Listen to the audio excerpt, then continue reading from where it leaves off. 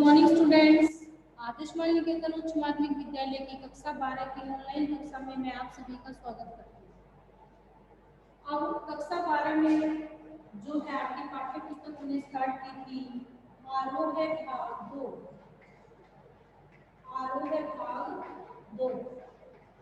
पाठ संख्या 1 जो था आपका, जिसका नाम था भक्ति, जिसके रचयिता थे महादेवी वर्मा, जिसका अध्ययन जो है वो अपन कर चुके थे।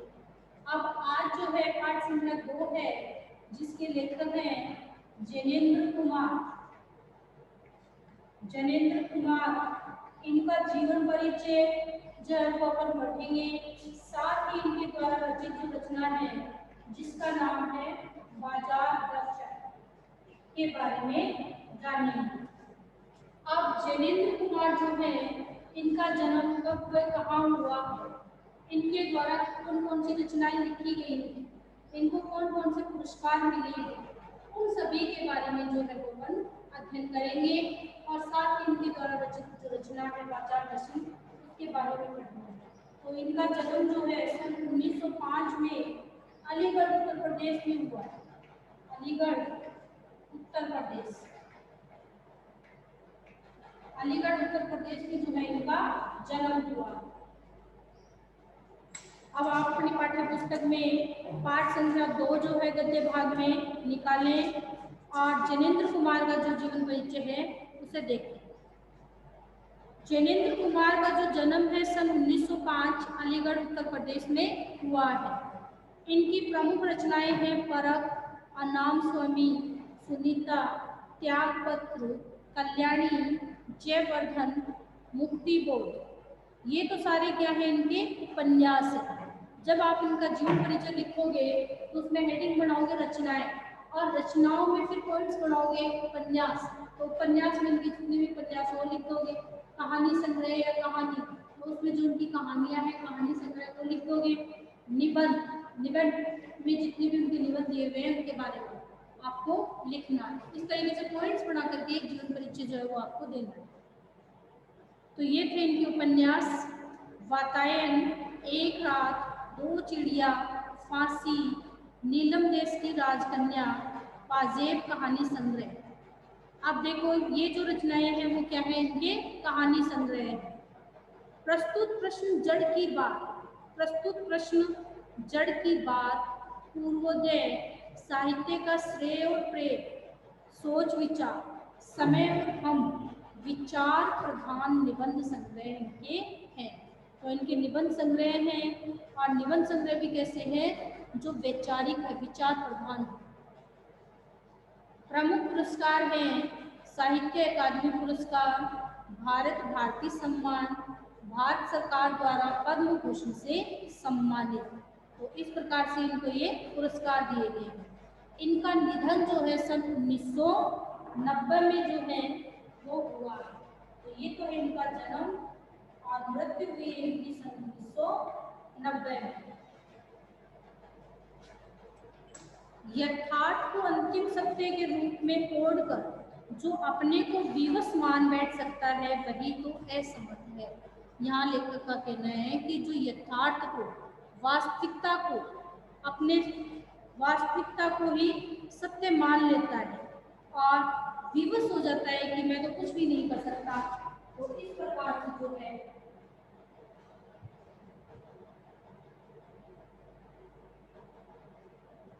विवश मान बैठता है और कोई भी कार्य जो है वो नहीं करता कि नहीं ये तो मैंने लिखा ही था। तो उसे ऐसा नहीं करना चाहिए। ऐसा जो करता है वो व्यक्ति असमर्थ है।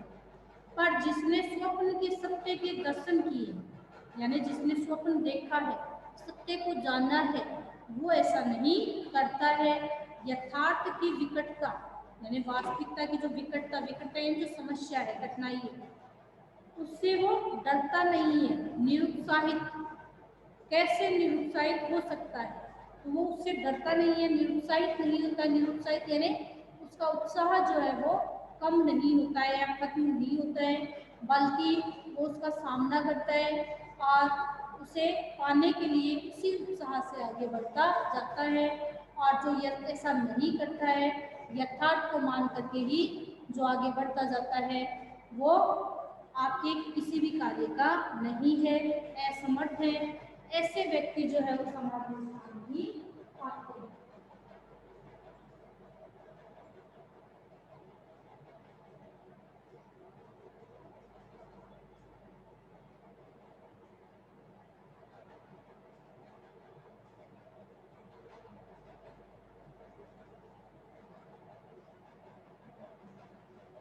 ऐसे व्यक्ति जो है वो स्थान नहीं पाते।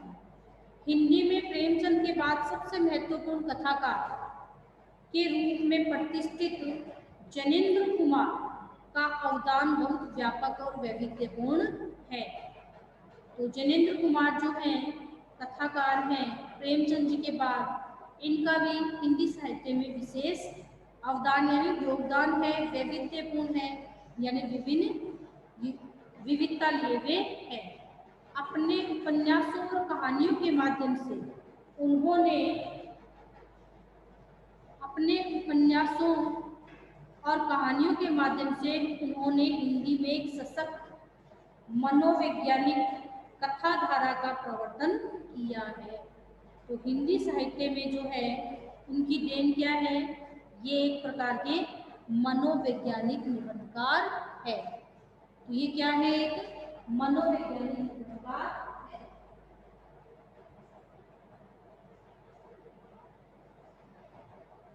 मनोवैज्ञानिक निबंधकार हैं। परख और सुनीता के बाद 1937 में प्रकाशित त्यागपत्र ने इन्हें मनोवैज्ञानिक उपन्यासकार के रूप में प्रभुत्व प्रतिष्ठा दिलाई। तो 1937 में इनका जो त्यागपत्र उपन्यास है उसी के कारण इन्हें मनोवैज्ञानिक उपन्यासकार के रूप में पहचान दिलाई। इसी तरह खेल, पाजेब, नीलम देश की राजकन्या, अपना अपना भाग्य, तत्सत जैसी कहानियों को भी कालजयी रचनाओं के रूप में मान्यता मिली है। कालजयी रचनाएं यानी लंबे समय तक हमेशा जिन्हें पढ़ा जाए। कथाकार होने के साथ साथ जनेंद्र की पहचान अत्यंत गंभीर चिंतक के रूप में भी रही है। बहुत सरल एवं अनौपचारिक सी दिखने वाली शैली में उन्होंने समाज, राजनीति, अर्थनीति एवं दर्शन से संबंधित गहन प्रश्नों को सुलझाने की कोशिश की है। अपनी गांधीवादी चिंतन दृष्टि का जितना सुष्ठु एवं सहज उपयोग वे अपने जीवन जगत से जुड़े प्रश्नों के संदर्भ में करते हैं वह अन्यत्र दुर्लभ है, और वह इस बात का सबूत पेश करता है कि गांधीवाद को उन्होंने कितनी गहराई से हृदय गमन किया है। तो ये किस विचारधारा से थे, गांधीवादी विचारधारा से थे, जो कि गांधी जी की देन है। और गांधीवादी विचारधारा से ही प्रभावित होकर के इन्होंने उन्हीं की बातों को हृदय गमन यानी अपने मन में उतारा है और उन्हीं पर अपने विचार व्यक्त किए हैं। तो ये है आपके जनेंद्र कुमार का जीवन परिचय जो आपने अभी देखा। तो इसे आप पॉइंट वाइज जो है इसके महत्वपूर्ण जो बिंदु हैं उन सभी को अपनी नोटबुक में नोट कर लें। अब है आपका पाठ परिचय। तो यहाँ आज जो आपका पाठ दिया गया है जिसका नाम है बाजार दर्शन, जनेंद्र द्वारा रचित है और गद्य की निबंध शैली में ये लिखा गया है। तो निबंध शैली में जो है आपके ये लिखा गया है। जनेंद्र का एक महत्वपूर्ण निबंध है जिसमें गहरी वैचारिकता और साहित्य सुलभ लालित्य का दुर्लभ संयोग देखा जा सकता है। और इनका जो निबंध है इसमें वैचारिकता का गुण है और साहित्य सुलभ, साहित्य में जो भी चाहिए जिससे कि साहित्य अच्छा बन सके उन सभी चीज़ों का संयोग जो है जो कभी कभी देखने को मिलता है, दुर्लभ यानी जो कभी कभी बड़ी मुश्किल से, ऐसा संयोग इनके साहित्य में, इनके निबंध में है। हिंदी में उपभोक्तावाद एवं बाजारवाद पर व्यापक चर्चा पिछले 1-1.5 दशक पहले ही शुरू हुई है। दशक 10 वर्षों का समूह है, यानी 1-1.5 दशक यानी 10 से 15 साल में ही शुरू हुई है। पर कई दशक पहले लिखा गया जिनेंद्र का लेख आज भी इनकी मूल अंतर वस्तु को समझाने के मामले में बेजोड़ है, यानी जिसका मुकाबला कोई दूसरा नहीं कर सकता। वे अपने परिचितों मित्रों से जुड़े अनुभव बताते हुए ये स्पष्ट करते हैं कि बाजार की जादुई ताकत कैसे हमें अपना गुलाम बना लेती है। तो इसमें क्या बताया गया है कि बाजार जो होता है उसमें एक जादुई ताकत होती है जो कि व्यक्ति को अपनी तरफ अट्रैक्ट करता है, बांध लेता है, अपना गुलाम बना लेता है। अगर हम अपनी आवश्यकताओं को ठीक ठाक समझकर बाजार का उपयोग करें तो उसका लाभ उठा सकते हैं, लेकिन अगर हम जरूरत को तय कर बाजार में जाने के बजाय उसकी चमक दमक में फंस गए तो वह असंतोष, तृष्णा और ईर्ष्या से घायल कर हमें सदा के लिए बेकार बना सकता है।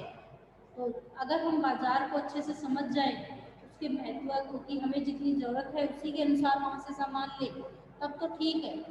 अगर हम उसकी चमक दमक में फंस जाते हैं कि नहीं मेरे पास तो ये भी नहीं है, ये भी नहीं है, और उन चीज़ों को लेने लगते हैं, तो इस प्रकार से जो है बाजार जो है वो व्यक्ति को घायल कर देता है और उसमें असंतोष, तृष्णा और ईर्ष्या जैसे भाव जागृत कर देता है।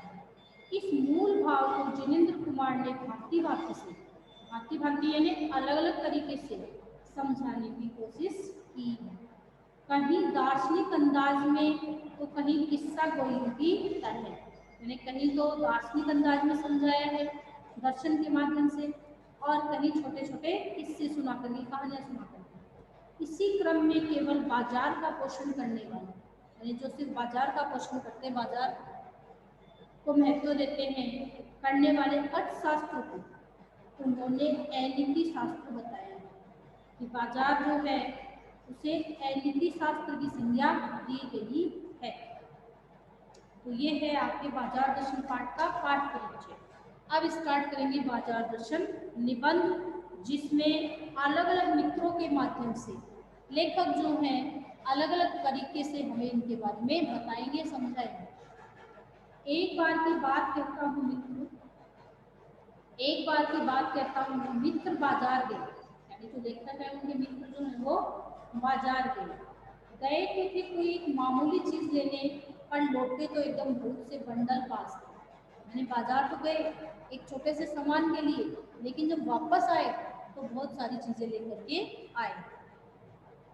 मैंने कहा यह क्या? बोले यह जो साथ थी। तो जब लेखक ने अपने मित्र से प्रश्न किया कि ये सब क्या है, तब उन्होंने क्या कहा कि ये जो मेरे साथ थी ये उनका कमाल है। उनका आशय था कि यह पत्नी की महिमा है।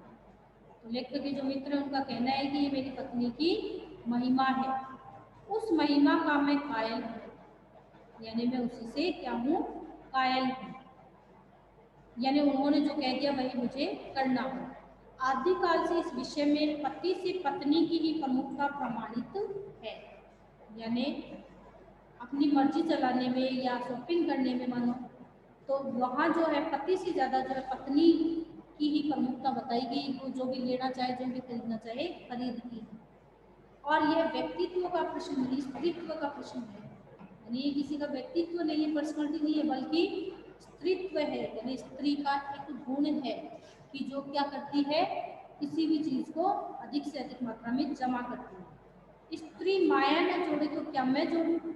तो क्या स्त्री माया नहीं जोड़ेगी? माया जोड़ने से मतलब है सुख सुविधाओं के या जितने भी साधन है या चीज़ें खरीदना है, उन सबको अगर वो नहीं लेगी तो कौन लेगी? फिर भी सच सच है, और वह यह है कि इस बात में पत्नी की ओट ली जाती है। तो इस बात के लिए लेखक के जो मित्र हैं वो मना भी कर सकते थे, लेकिन वो क्या कर रहे हैं, पत्नी की ही ओट ले रहे हैं, और उनके इस कार्य में उनका जो हाथ है उसे वो नहीं बता रहे, उनका जो सहयोग उसे नहीं बता रहे। मूल में एक और तत्व की महिमा से विशेष। अब ये सारे काम, ये जो शॉपिंग है ये कौन कर पाएगा? इसके लिए कुछ मूल तत्व तो चाहिए, तो उसका मूल तत्व क्या है? वह तत्व है मनी बैग। मनी बैग से मतलब है उसके पैसे की शक्ति, पैसे की गर्मी, एनर्जी, यानी जितना पैसा उसके पास होगा उतना ही सामान जो है वो खरीद पाएगा। पैसा पावर है, यानी पैसा शक्ति है, पर उसके सबूत में आसपास माल टाल न जमा हो तो क्या वह खाक पावर है? अगर व्यक्ति के पास पैसा है और वो खूब माल को नहीं जोड़ेगा तो वो क्या करेगा? तो इस प्रकार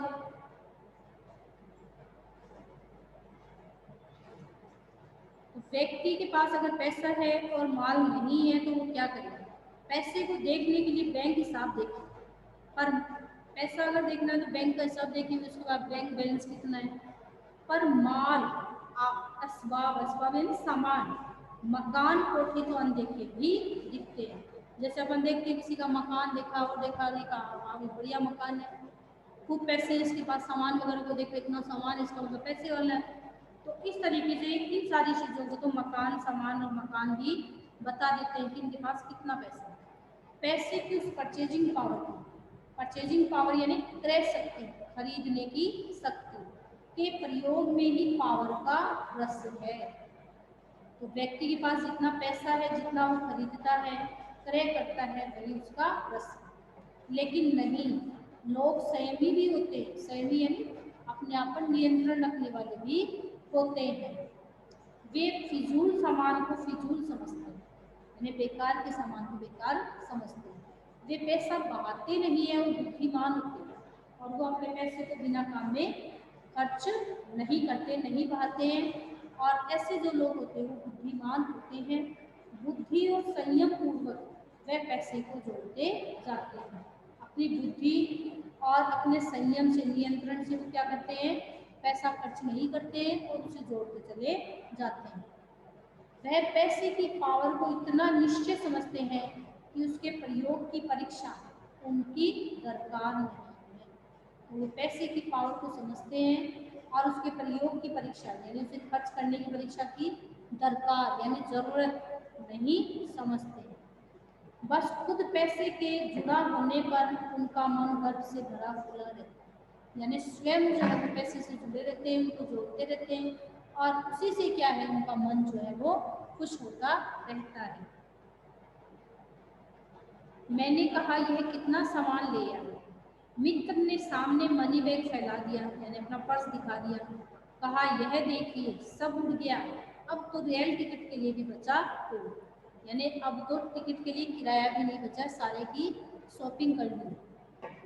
मैंने तब तय माना कि और पैसा होता और सामान, तब लेखक ने क्या सोचा, अगर मेरे मित्र के पास अगर और पैसा होता तो उसके लिए और सामान आ जाता, यानी उनको भी वो खर्च कर देते। वह सामान जरूरत की तरफ देख कर नहीं आया, अपनी परचेजिंग पावर के अनुपात में आया है।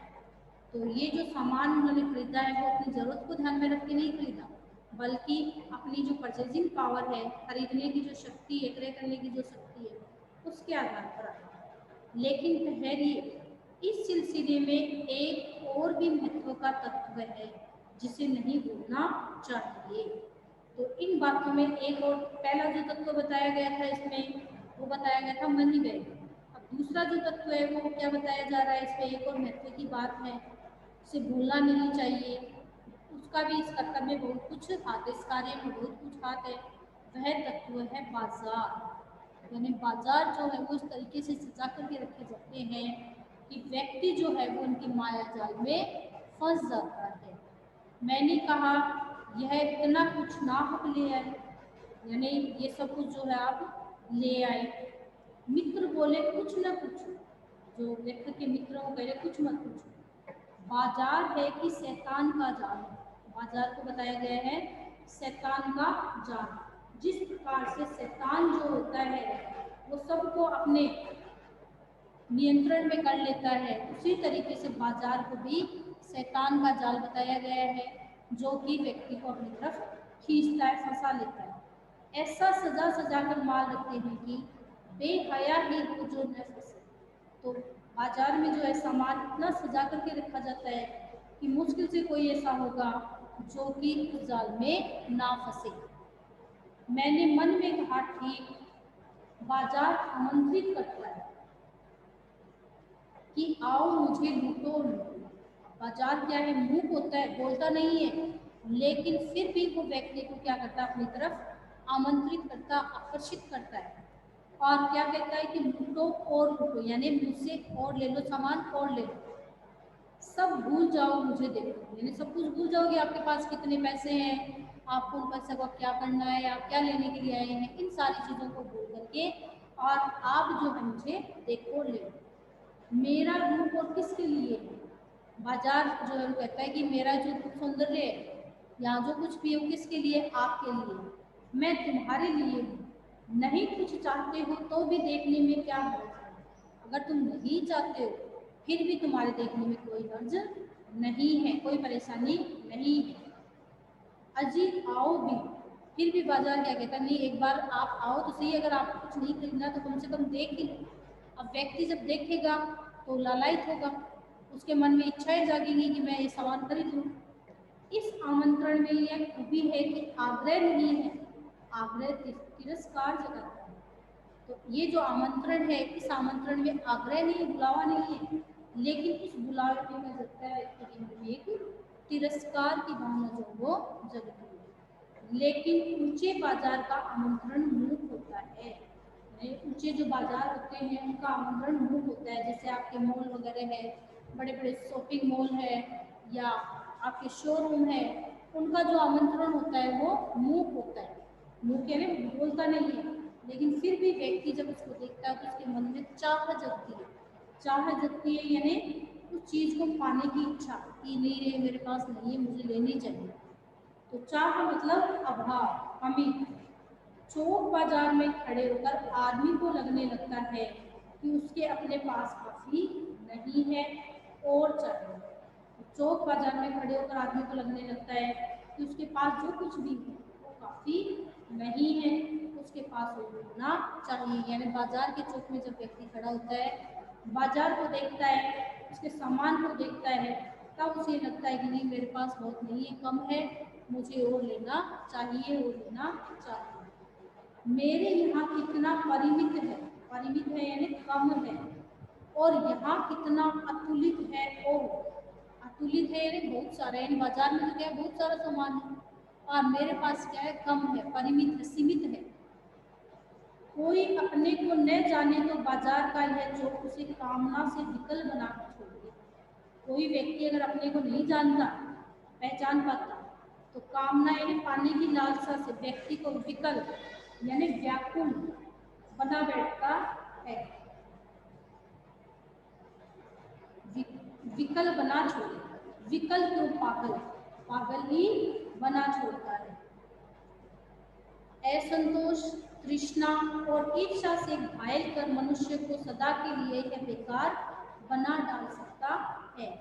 तो ये व्यक्ति के अंदर जो है विकलता यानी व्याकुल, पागलपन, असंतोष, तृष्णा यानी लालसा, ईर्ष्या यानी दूसरे के पास इतना है मेरे पास नहीं है, ये सारे जो भाव हैं, ये जो बुराइयां हैं मन की, ये सब की सब जो है व्यक्ति के अंदर आ जाती हैं, और वो जो है इनके अधीन होकर के उसका जो जीवन है वही बेकार हो जाता है, और वो अपने आप को कोसता रहता है कि मेरे पास तो कुछ भी नहीं है, मेरे पास कितना कम है, लोगों के पास कितना ज़्यादा है।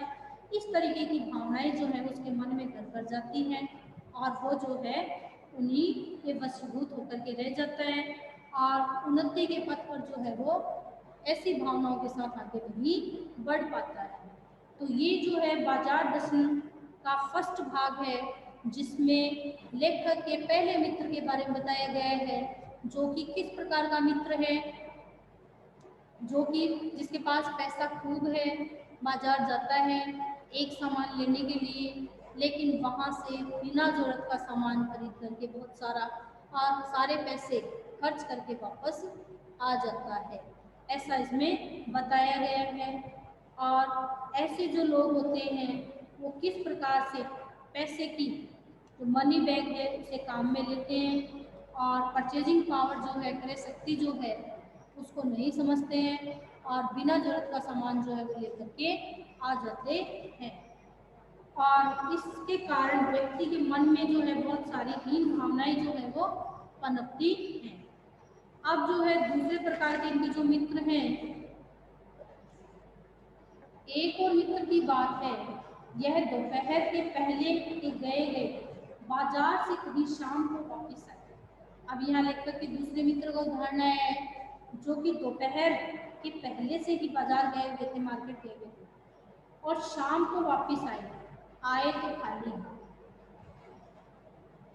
अब ऐसे मित्र हैं जो पूरे दिन बाजार में घूमे हैं लेकिन जब शाम को घर आए हैं तो खाली हाथ आए हैं। मैंने पूछा कहाँ रहे, बोले बाजार देखते रहे। बाजार में इतना सामान होता है जिसमें व्यक्ति डिसाइड भी नहीं कर पाता कि उसे क्या खरीदना है और क्या नहीं खरीदना है। मैंने कहा बाजार को देखते क्या रहे, बोले क्यों बाजार? तब मैंने कहा लाए तो कुछ नहीं, बोले हाँ पर यह समझ न आता था कि न लूँ तो क्या। यानी हर एक चीज खरीदने की इच्छा थी, नहीं लूँ तो क्या ले लूँ। सभी कुछ तो लेने को जी होता था, मन होता था। कुछ लेने का मतलब था शेष सब कुछ को छोड़ देना, यानी एक वस्तु ले लेना बाकी को छोड़ देना। पर मैं कुछ भी नहीं छोड़ना चाहता था, इससे मैं कुछ भी नहीं ले सका। यानी किसी भी चीज को छोड़ना नहीं चाहते थे और इसी कारण से कुछ भी ले नहीं पाए। मैंने कहा खूब, पर मित्र की बात ठीक थी। अगर ठीक पता नहीं है कि क्या चाहते हो तो सब और की चाहत में घेर लेगी, यानी सब और का जो अभाव हो तुम्हें घेर लेगा और तब परिणाम त्रास ही होगा। त्रास यानी बुरा ही होगा, गति नहीं होगी न कर्म होगा। बाजार में एक जादू है, वह जादू आंख की राह काम करता है। अभी देखिए बाजार में एक जादू है और वो किस राह काम करता है? आंख की राह, राह यानी रास्ता, क्योंकि अपन कोई भी वस्तु आंखों से देखते हैं और आंखों से देखने पर वो अपने मन को अट्रैक्ट करती है। तो बाजार का जो जादू है वो आंख की राह काम करता है। वह रूप का जादू है। रूप किसका है? बाजार का। पर जैसे चुंबक का जादू लोहे पर ही चलता है वैसे ही इस जादू की भी मर्यादा है। यानी चुंबक जो होती है वो लोहे को अट्रैक्ट करती है, लोहे की चिपकती है, उसी प्रकार से वैसे ही इस जादू की भी मर्यादा है। जेब भरी और मन खाली हो ऐसी हालत में जादू का असर खूब होता है। यानी जेब भरी हो और मन खाली हो तब क्या होगा? ऐसी हालत में जादू का असर खूब होता है। तो ये जो बात है वो मित्र जो लेखक के फर्स्ट जो मित्र थे उनके ऊपर लागू होती है कि जिनकी जेब भरी थी और मन खाली था, इसीलिए वो सब कुछ खरीद करके ले आए। जेब खाली पर मन भरा न हो, जेब खाली है मन भरा न हो तो भी जादू चल जाएगा। जेब खाली है पर मन भरा न हो तो भी जादू चल जाएगा, उधार में ले। मन खाली है तो बाजार की अनेकानेक चीजों का निमंत्रण उस तक पहुंच जाएगा। अगर व्यक्ति का मन खाली है तो सभी चीजों का जो निमंत्रण है वो उस तक पहुंच जाएगा। कहीं हुई उस वक्त जेब भरी, कहीं हुई उस वक्त जेब भरी तब तो फिर वह मन किसकी मानने वाला है? मालूम होता है यह भी लूं वह भी लूं, सभी सामान जरूरी है और आराम को बढ़ाने वाला मालूम होता है, पर यह सब जादू का असर है। जादू की सवारी उतरी कि पता चलता है कि फैंसी चीजों की बहुतायत आराम में मदद नहीं देती। तो फैंसी चीजों की जो जरूरत है वो आराम में बहुतायत, बहुत संख्या में आराम नहीं देती बल्कि खलल ही डालती है। खलल यानी बीच में परेशानी ही डालती है। थोड़ी देर को स्वाभिमान को जरूर सीख मिल जाता है, थोड़े समय के लिए जो स्वाभिमान है व्यक्ति का उसको जरूर सीख मिल जाता है कि हाँ भाई मैं इतना सामान रखता हूँ, इतना खरीदता हूँ, पर इससे अभिमान की गिल्टी की और खुराक ही मिलती है। तो इससे क्या है? अभिमान जो है, अपनी जो गिल्टी है मन में कि नहीं मुझे नहीं लेना चाहिए था, की ही खुराक मिलती है। जकड़ रेशमी डोरी की हो तो रेशम के स्पर्श के मुलायम के कारण क्या वह कम जकड़ देगी? तो जकड़ रेशम की डोरी, रेशम की डोरी किसे कहा गया है? बाजार से लिए गए सामान को जो कि हमें जरूरत नहीं है। तो क्या उसकी जकड़न जो है, क्या वो जकड़न नहीं लगेगी जैसे कि किसी आम रस्सी की लगती है? बाद में तो इस चीज़ का आभास होता ही है कि ये जो चीज़ें थी वो मुझे नहीं खरीदनी चाहिए थी, इनकी मुझे ज़रूरत नहीं थी। तो इस प्रकार से जब व्यक्ति के पास मन खाली हो, दूसरा जो मित्र है वो बाजार गया, पूरे दिन घूमा, लेकिन उसने कुछ भी नहीं खरीदा। तो ये है उनका दूसरा मित्र जिसके बारे में अपन पढ़ रहे हैं। आगे का जो है वो अपन अगले वीडियो में पढ़ेंगे। और आप लोग जो हैं फर्स्ट चैप्टर का गृह कार्य जो है वो आप मुझे स्कूल में नोटबुक ला करके चेक करवाएं, स्टैम्प लगवाएं। आज और कल दोनों दिन में से किसी भी दिन आप आएँ और अपनी कॉपी मुझे दिखाएं। और सेकंड वाला जो चैप्टर है उसका जीवन परिचय जो है वो आप अपनी कॉपी में नोट कर लें। और अगर कोई दिक्कत आ रही है, उसको समझ में नहीं आया हो, तो आप लोग मुझसे पूछें। और कॉपियाँ अपने गृह कार्य की जो है वो ज़रूर आकर के आप चेक करवाएं। धन्यवाद।